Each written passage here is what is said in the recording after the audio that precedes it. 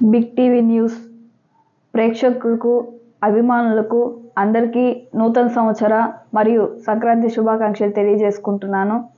అలాగే 2024 వచ్చేసింది కాబట్టి ఎలక్షన్స్ కూడా దగ్గరలో ఉన్నాయి కాబట్టి మీ అందరికీ తెలిసిందే మన జగన్మోహన్ రెడ్డి గారి పరిపాలన ఏ విధంగా ఉందో, అలాగే మన సంజీవయ్య సార్ గారు కూడా మనకు ప్రతిదీ కూడా మనకు అందుబాటులో ఉండి ప్రతి ఒక్కటి కూడా పరిష్కరిస్తూ ఉన్నారు.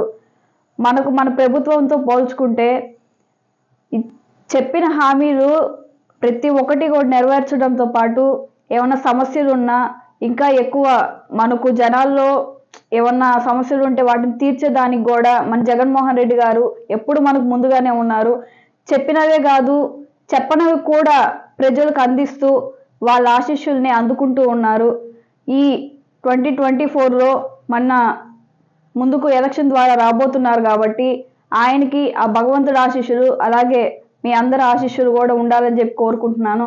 అలాగే సూలూరుపేట నియోజకవర్గానికి వస్తే మన పట్టణం ఎంతగా అభివృద్ధి చెందిందో మనం అందరం మన కళ్ళ ముందు చూస్తూనే ఉన్నాము.